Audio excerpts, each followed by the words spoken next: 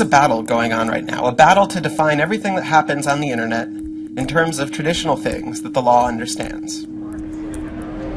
Aaron Swartz is a 26-year-old internet activist who had logged onto the servers at a computer at MIT and had tried to download millions of articles from an academic database called JSTOR. He was caught and then prosecuted.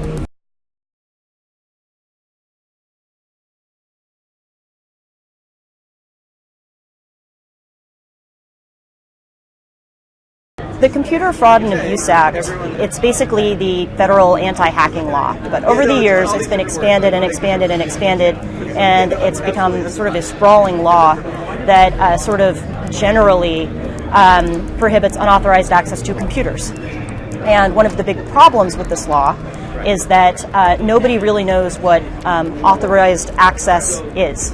It's something that's not really defined in the law very precisely. Is sharing a video on BitTorrent like shoplifting from a movie store? Or is it like loaning a videotape to a friend? Is reloading a web page over and over again like a peaceful virtual sit-in? Or a violent smashing of shop windows? The important thing should be whether you can access the information or not how you access it. And we also think that the penalties ought to be modified so that more offenses are misdemeanors and fewer of them are felonies. But make no mistake, the enemies of the freedom to connect have not disappeared. Aaron Swartz, put simply, is a computer genius. He passed away early this year at the age of either 26 or 27, and he was being prosecuted under the Computer Fraud and Abuse Act, or the CFAA.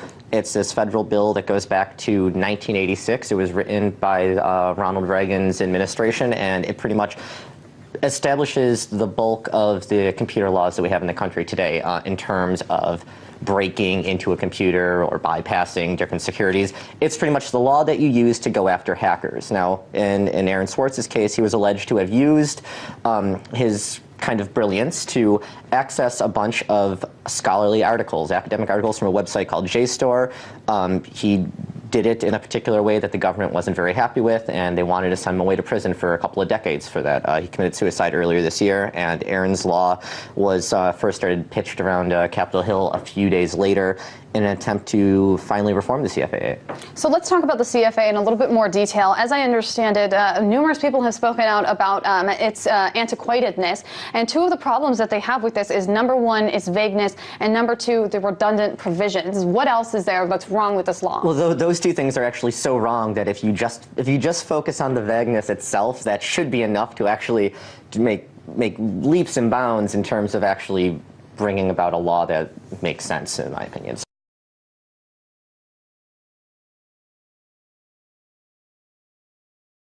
Provisions that are in right now, like you can just get charges lobbed on top of one another under the CFAA just because, if you broke into a computer, or not broke into, if you accessed a computer system without proper authorization twice, you could be charged twice. So we're talking like really, really hefty sentences here.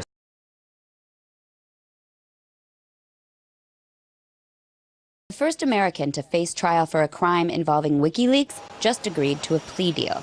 28-year-old Jeremy Hammond pled guilty to one count of violating the Computer Fraud and Abuse Act in a Manhattan federal court for his involvement with Anonymous in hacking security company Stratfor, among other websites.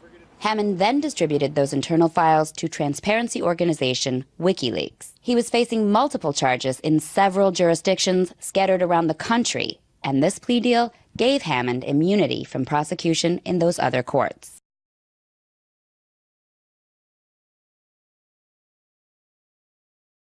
Let's take the news from behind, shall we?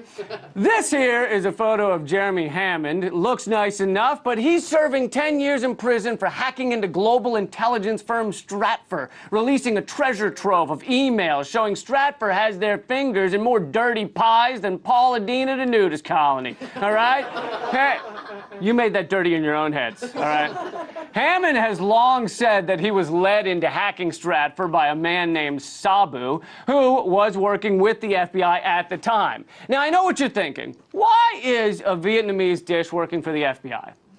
But Sabu is not a Vietnamese dish, but a human hacker. That's right. Well, now there is new proof that the FBI Coerced. New proof that the FBI coerced Hammond into committing the crime. So this is like that show Bait Car, all right? Where someone leaves a car with the keys inside, and if you steal it, they arrest you. Except instead of a car, this was a bunch of internal emails. Instead of just stumbling across the car, your friend is standing there going, take it, take it. You should totally take it. In fact, it's my car. You can have it. It's my car. And that friend works for the FBI. So it's not like Bait Car at all, really. But we should still give the FBI credit for thwarting the attack they themselves perpetrated.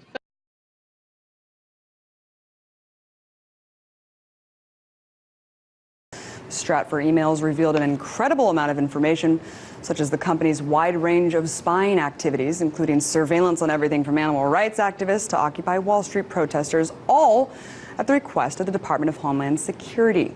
In a statement released today, Hammond defended his actions, saying, quote, "I did this because I believe people have a right to know what governments and corporations are doing behind closed doors. I did what I believe is right." Unfortunately, Jeremy doing what's right wasn't enough to spare him a conviction and time in prison. He's already served 15 months, many weeks of which have been in solitary confinement. And now he's facing a maximum sentence of 10 years. So, here to break down this case and what it signifies for the freedom of information, I'm joined now by Abi Hassan, Mass Defense Coordinator for the National Lawyers Guild. Abi, thanks so much for taking the time. Oh yeah, thank you for having me. So let's start with this plea deal. Why did Jeremy take the plea?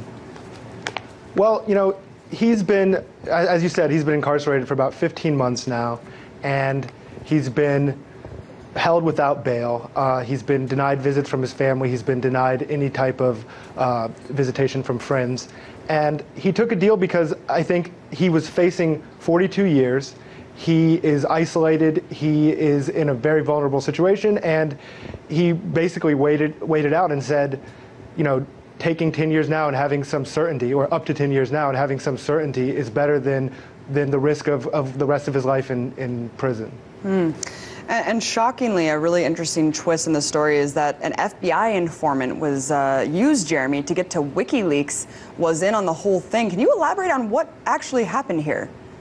Well, we don't know all of what happened because you know, we don't have all the information out from the FBI and what their operation was. But basically, someone much like Jeremy, well, not much like Jeremy, someone was in the same situation as Jeremy. His name is Hector Monsegur. His online name was Sabu. Was put in a similar situation to Jeremy, and what he did instead was, along with rather than take a plea deal or you know, remain silent, he made a deal with the FBI and basically started an online crime spree. He kind of orchestrated it and was a ringleader of this group called LulzSec, and along with the FBI, went around committing various crimes and hacking various sites and even, you know, keeping stuff on FBI computers. And he did that all to get out of facing what Jeremy was facing. So if the FBI was overseeing the operation through this operation, I mean, are they just setting an example of Jeremy? Because really, if it was a sting all along, then they knew his activities all along. And it was a sting gone wrong. Well, I mean, you know, I don't know if it was a sting gone wrong. They caught, you know, they entrapped a bunch of people. They got a few convictions. Most of Jeremy's co-defendants are in the UK, where they've actually already been sentenced to the same amount of time as Jeremy has spent pre-trial. So that says something about the, you know, the equities between the U.S. and other countries, especially under the CFAA. But yeah, I mean, I don't know if I don't know what the FBI's motivation was.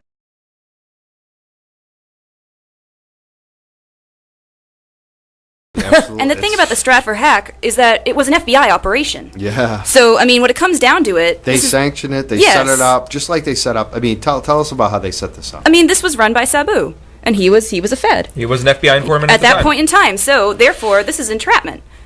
I mean, this is plain and simple entrapment. Of course, nobody argues that in court, but this is arguing entrapment in court. And is you wonder, yeah, Greg, you mentioned when we talked about this earlier too about the contradiction, like, because you when you really deeply think about this, here's a private corporation called Stratfor. Yep. The FBI is alleging that what Barrett was involved in by posting links from their operation that they created, that it hurt this company Stratfor, which is an evil company. And absolutely. So you brought up what are the two scenarios? Here's the thing. You know, so Sabu gets busted. He starts working for them instantly. Like, by their wording, in the press release they put out, it was that night he said, absolutely whatever you want from me, how can I work for you? And actually started self-identifying as an agent. Like, it's horrible how far he switched. And the Stratfor hack happened sometime after that. I mean, we're talking, 3 months? This was a hack that was done, led by Sabu. And there was actually a point to the hack, but the FBI allowed him to do this. Who knows if they actually instructed him to, but that's the big open question, because he would have had to have gotten special permissions. There are judges involved in that. So one of two things happened here. Either Stratfor knew this hack was going to happen and worked with the government to make this happen, so they were part of it, which then means any implied damages or anything else, well, those don't exist because the company was okay with it. And they will be writing about that. So there are no damages if the company actually sanctioned the attack. The next thing is the government itself, if there wasn't sanction, if Stratfor didn't say, yes, you can do this, then our government, specifically the FBI, just sanctioned a hacker to go and attempt to destroy a U.S. company without warning that company. What gives them the right to do that to a privately held U.S. company?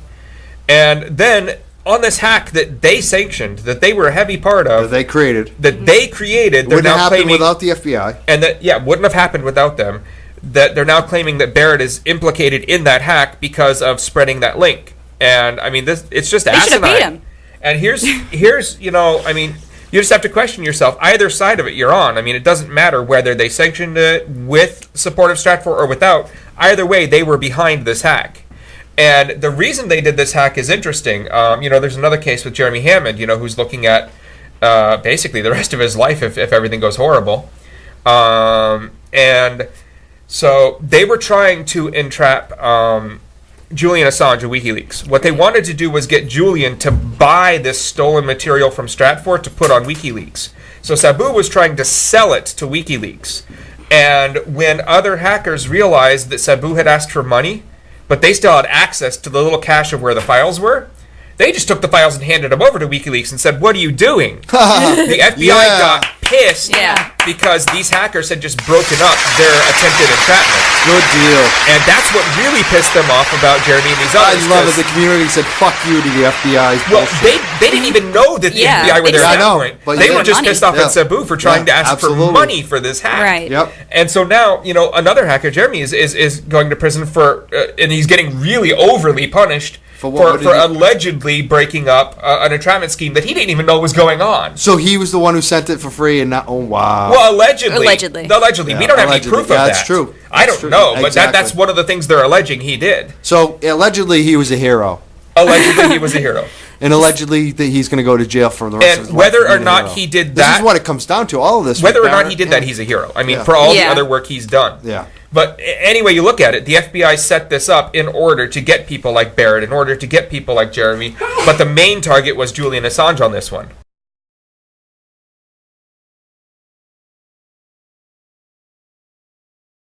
For posting a link online to a document that contains stolen credit card data. But according to his supporters, Brown is being unfairly targeted for daring to investigate the highly secretive world of private intelligence and military contractors. Before Brown's path crossed with the FBI, he frequently contributed to Vanity Fair, The Huffington Post, The Guardian, and other news outlets. In 2009, Brown created Project PM, which was, quote, dedicated to investigating private government contractors working in the secretive fields of cybersecurity, intelligence, and surveillance. He was particularly interested in the documents leaked by WikiLeaks and Anonymous. In the documentary We Are Legion, Barrett Brown explains the importance of information obtained by hackers. Some of the most important things that have had the most far-reaching influence and have been the most important in terms of what's been discovered, not just by Anonymous, but by the media in the aftermath, is the result of hacking. That information can't be obtained by the traditional journalistic process, or it can't be obtained or won't be obtained by a congressional committee or a federal oversight committee. For the most part, that information has to be obtained by hackers. In 2011, the group Anonymous hacked into the computer system of the private security firm H.B. Gary Federal and disclosed thousands of internal emails. Barrett Brown has not been accused of being involved in the hack, but he did read and analyze the documents, eventually crowdsourcing the effort through Project PM. One of the first things he discovered was a plan to tarnish the reputations of WikiLeaks and sympathetic journalist Glenn Greenwald of The Guardian. Brown similarly analyzed and wrote about the millions of internal company emails for Stratfor Global Intelligence that were leaked on Christmas Eve 2011. Shortly thereafter, the FBI acquired a warrant for Brown's laptop and authority to seize any information from his communications, or in journalism parlance, his sources. In September 2012, a troop of armed agents surged into Brown's apartment in Dallas, Texas, and handcuffed him face down on the floor. He's been in prison ever since. Well, for more, we're joined by Peter Ludlow, professor of philosophy at Northwestern University. He's written extensively on hacktivist actions against people, against private intelligence firms and the surveillance state. His recent article for The Nation is called The Strange Case of Barrett Brown. Peter Ludlow, welcome to Democracy Now! Thank you very much. Talk to us about Barrett Brown, the importance of his case, given all the others that we've been dealing with on this show now for many years. Well, yeah, it's important for two reasons. First of all, it's showing that to some extent all of us could be targets, because the principal reasons that they're going after him with is this sort of claim that he was involved in credit card fraud or something like that. I mean, that's completely fallacious. I mean, in effect, what he did was take a link from a chat room and copied that link and pasted it into the chat room for Project PM. That is, he took a link that was broadcast widely on the internet, and it was a link to the Stratfor hack information, and he just brought it to the attention of the editorial board of Project PM. And because there were, for whatever reason, unencrypted credit card numbers and validation codes among those 5 million other emails, the government is claiming that he was engaged in credit card fraud. They're claiming that Project PM was a criminal enterprise. And so basically, for our interest, why this is interesting to us is basically it makes it dangerous to even link to something or to share a link with someone. Go ahead. Yeah, well, one of the things that you raise is, in some of your writings on this, is the incestuous relationship between the Justice Department, the government, and these private firms that are being now targeted by cyber activists. And could you talk about that as well? Well, sure. A lot of these private intelligence companies are started by ex-CIA, NSA people. Some people come from those agencies and rotate back into the government. I mean, you even see with the case of Snowden, he was actually a contractor for a private intelligence company, Booz Allen. And, I mean, people think about the NSA, FBI, CIA, and they think of those are the people that are doing the surveillance of you and doing this intelligence work. But really, if you look at how much the United States spends on intelligence, 70% of that is actually going to these private intelligence contractors. So, you know, if you add up CIA, NSA, FBI, that's just a tip of the iceberg. So there's all this sort of spook stuff going on in the private realm. And yeah, right, a lot of it is very incestuous, is a revolving door, and no one's investigating it or even talking about it as far as I can tell. Let's go to Barrett Brown in his own words. In March 2012, Democracy Now! Spoke with Barrett soon after his house was raided. On March 5th, I received a tip that I was about to be raided by the FBI. I left my apartment here in Dallas and went to my mom's residence here in the same city. Next morning, 3 FBI agents arrived at my mom's place. I went out and talked to them. They said my apartment had just been raided. The door was damaged. They would take care of that. And that they also asked me if I had any laptops with me that I wanted to give them. I said no. A few hours later, the FBI returned to my mom's house with another warrant, this time for her house, and detained the both of us 3 hours while they searched the residence. They found several laptops I had stashed somewhere in the house and left the search warrants and left another one in my apartment, which I got when I came back here the next day or so. The warrants themselves refer to the information that they're seeking as regarding Anonymous, of course, a few other things of that nature, and also 2 companies, HB Gary and Endgame Systems. Both of these are intelligence contracting companies that Anonymous had a run-in with in February of 2011, during which a number of emails were taken from HB Gary in particular, which themselves revealed a number of conspiracies being perpetuated by those companies in conjunction with the Justice Department and several other institutions, including Bank of America, against WikiLeaks and against several journalists. The time since, I've spent a lot of time going over those emails, researching them, conducting other research, and otherwise trying to expose a number of things that have been discovered by virtue of those emails from HB Gary having been taken. I sincerely believe that my activities on that front have contributed to me being raided the other day and will no doubt contribute to any further action that the FBI decides to take. I would just also note the Justice Department itself is very much intertwined with this issue and has been for a while, and in no way can conduct a fair investigation against me based on what I've revealed, what I've helped to sort of emphasize about them. That was Barrett Brown in his own words just after the raid. Peter Ludlow, talk about what he had released. Talk about what he got from H.B. Gary and how this links to Glenn Greenwald. Sure. Well, what they uncovered was, I mean, it's actually a little bit subtle, right? It's because it begins with the Bank of America being concerned that WikiLeaks had information on it. Bank of America goes to the United States Department of Justice. The Department of Justice leads them to Hunton & Williams, the big law fix-it firm in the D.C. area, who in turn hooks them up with a group of private intelligence contractors that went under the umbrella Team Themis. And Team Themis had a number of proposals and projects that were exposed in all of this.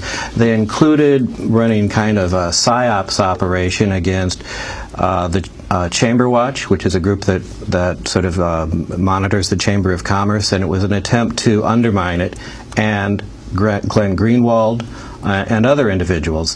And I mean, there were many, many plans that they had, many, many things, but some of the documents released showed that they were saying they were going to create fake documents, leak them to Greenwald, and then when Greenwald eventually released them, they would expose it as a fraud and attempt to undermine him in that way. And they had a similar plan for Chamber Watch as well. And their concern with Greenwald was that he was giving that his defense of WikiLeaks was giving legitimacy to WikiLeaks that it didn't deserve. That was the concern, yeah. And they actually said in there, well, he's just a professional journalist and he'll fold under pressure immediately.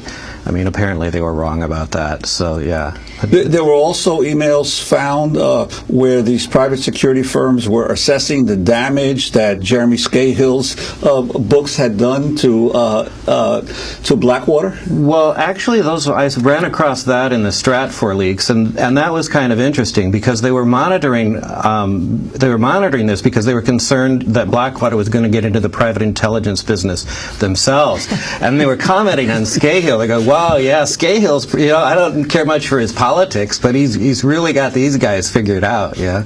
So that was a little compliment for Scahill, I think. Yeah. But the amazing thing in all of this is the degree to which these private security firms are engaging in attempts to influence what's going on in the public debate on intelligence. Oh, yeah, yeah. I mean, one of the most crazy things in the whole thing was when Coca-Cola approached Stratfor, and they were concerned about PETA, People for the Ethical Treatment of Animals.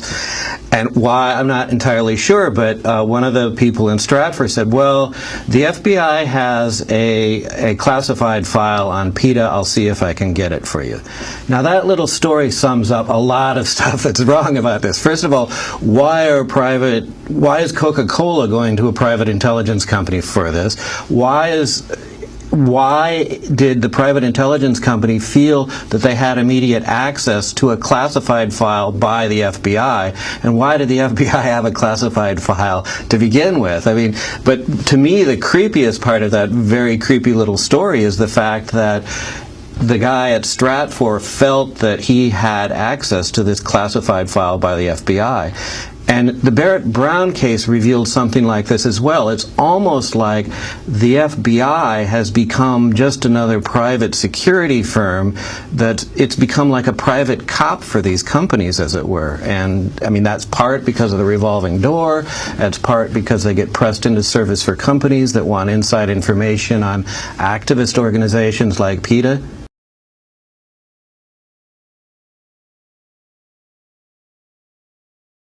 Are they just above the law? But there were rules on how to operate in the Well, there not only were rules, there, not to have a server in your basement. there are federal statutes. I mean, the most serious thing she appears to have done, just from the public record now, not obviously not knowing what the FBI knows, is the failure to safeguard state secrets. That's called espionage. And that is a crime that can be proven not only by intent, and we have evidence of intent. There's an email in which she tells one of her underlings, erase the secret marking and fax it to me using a regular fax machine. No one will know it was secret and I have to read it. But the crime can also be proven by gross negligence. Moreover, on her first day in office, she had a 2-hour FBI tutorial, at the end of which she signed under oath a statement setting forth what she was told in that tutorial, among which are the following. You are obliged to recognize a state secret when you see one, whether it's marked confidential secret, top secret, or not. And your negligence can form the basis for an espionage prosecution. So she agreed to all of that under oath. So she knew. The very week that she had that tutorial is when she hired this fellow, Brian Pagliano, and paid him $5,000 to commit a crime, to migrate a public and a secret State Department stream from government computers to her own server. And she did not tell the FBI folks who gave her the tutorial that she was planning to do this. So was she just getting her ducks in a row so she knew exactly where the line was before she went right up next to it? In my view, and I'm saying this at the risk of trying to get into her head, in my view, she wanted to avoid the scrutiny of the president, the public, the press, and much of the State Department outside of her inner circle about what she planned to do, like destabilize Libya. I mean, there's no other conclusion to come to other than that. 2 federal judges have come to the same conclusion. It is more likely than not that there was a conspiracy in the office of the Secretary of State to evade federal law. Secretary Clinton said she never sent or received any classified information over her private email. Was that true? Our investigation found that there was classified information sent. So it was not true? Right. That's what I said. Okay. Well, I'm looking for a little shorter answer so you and I are not here quite as long. Secretary Clinton said there was nothing marked classified on her emails, either sent or received. Was that true? That's not true. There were a small number of portion markings on, I think, 3 of the documents. Secretary Clinton said, I did not email any classified material to anyone on my email. There is no classified material. Was that true? There was classified material emailed. Secretary Clinton said she used just one device. Was that true? She used multiple devices during the 4 years of her term as Secretary of State. Secretary Clinton said all work-related emails were returned to the State Department. Was that true? No, we found work-related emails, thousands, that were not returned. Secretary Clinton said neither she nor anyone else deleted work-related emails from her personal account. Was that true? That's a harder one to answer. We found traces of work-related emails on devices or in Slack space, whether they were deleted or whether when a server was changed out, something happened to them. There's no doubt that there were work-related emails that were removed electronically from the email system. Secretary Clinton said her lawyers read every one of the emails and were overly inclusive. Did her lawyers read the email content individually? No. Well, in the interest of time, and because I have a plane to catch tomorrow afternoon, I'm not going to go through any more of the false statements, but I am going to ask you to put on your old hat. False exculpatory statements, they are used for what? Well, either for a substantive prosecution or for evidence of intent in a criminal prosecution. Exactly. Intent and consciousness of guilt, right? Is that right? Right. Consciousness of guilt and intent.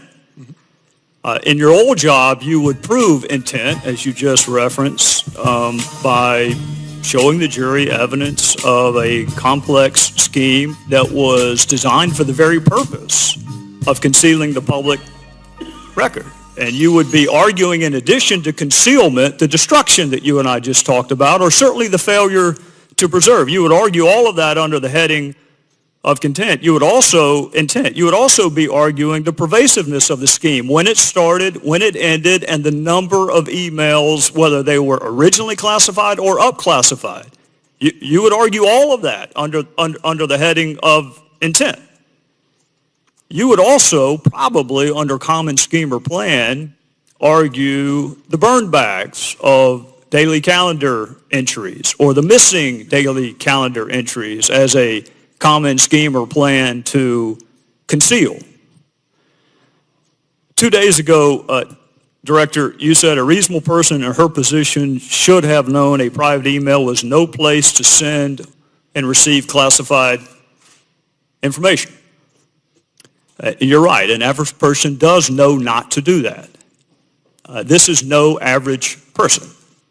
This is a former First Lady, a former United States Senator, and a former Secretary of State that the President now contends is the most competent, qualified person to be president since Jefferson. He didn't say that in 08, but he says it now. She affirmatively rejected efforts to give her a state.gov account. She kept these private emails for almost 2 years and only turned them over to Congress because we found out she had a private email account. So you have a rogue email system set up before she took the oath of office, thousands of what we now know to be classified emails, some of which were classified at the time. One of her more frequent email comrades was in fact hacked, and you don't know whether or not she was. And this scheme took place over a long period of time and resulted in the destruction of public records, and yet you say there is insufficient evidence of intent. You say she was extremely careless, but not intentionally so. You and I both know intent is really difficult to prove. Very rarely do defendants announce, on this date, I intend to break this criminal code section. Just to put everyone on notice, I am going to break the law on this date. It never happens that way.